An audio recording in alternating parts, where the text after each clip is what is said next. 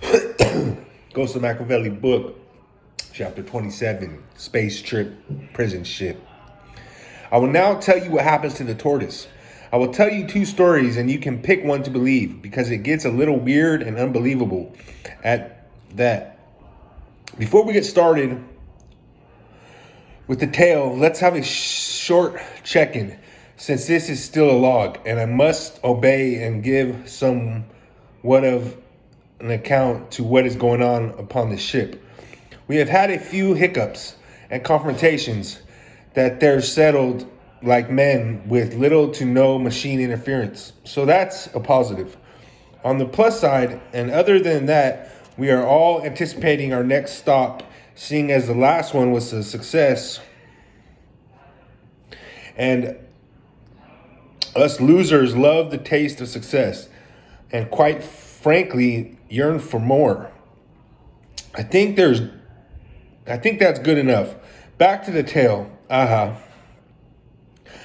Let me just say, killing the tortoise and the hare both landed me in jail.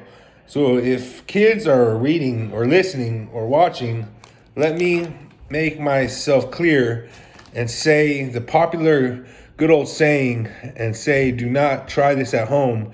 I repeat, don't try this at home. Do I make myself clear? Okay, Now, the year was, I'm just kidding. I forgot. But I was living with moms and my best friend. Mom's bought a tortoise, a little thing. And from the start, there was something weird about him. But he was tiny and blended in with the carpet really well. So there's the story. Story A, which is I accidentally stepped on him, period, end of story. Now, story B is different. It goes like this. The little motherfucker kept winking at me. And I, for months, said, stop winking at me, you bastard. He was a weird little turtle. And one day, my mom put him outside in the backyard, and I was really high, went in the back to smoke when I noticed a little devil. So I went over to observe him, and he noticed me and crawled over to me and friggin' winked at me. So finally I said, freak it. And I winked back at the bastard and straight up asked him, what's your get down? What's your get down, Holmes? Which means, what's your deal, man? Why you messing with me? And then he winked again, like he understood. At this point, I was captivated and had to test this communication. So I asked if we're really talking and I'm not just burnt, show me a sign. And wouldn't you know it, the little fucker winked at me, turned around, and started walking to a red obstruction in the ground. What it was, I forgot. But he went up to it and staked his claim. I told him, I said, I know what red means. It means blood. I understood and asked, are you saying you're about blood and you're a reptile like a Rex, like a T-Rex?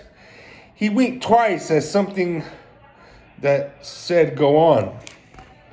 So I said, well, it's hard to believe you are speaking to me.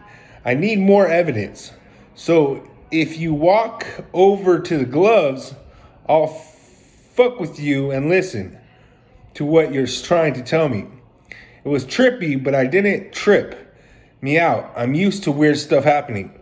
He or she or it, shit, I don't know what it was, walked after making a 180 degree and did a beeline right to the gloves.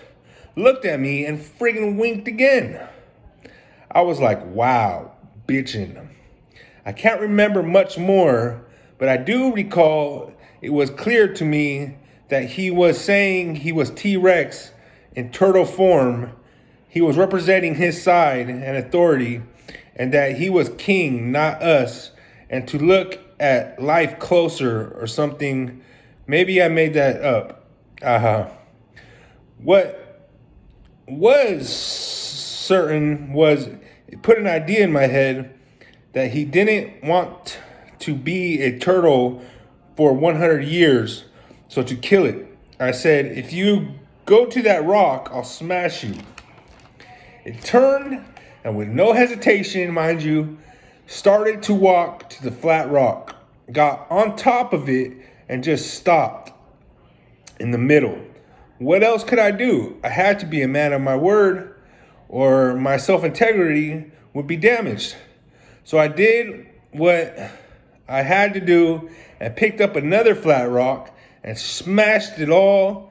It wasn't pretty. Let me also state, for the record, this happened a short while after the hair incident. If you didn't know, that's why it's random. As the rock hit the ground, my mom ran outside to see what the commotion was. She went straight to the turtle. It was too much to bear. She freaked at the sight, and this is a woman who does autopsies for a living.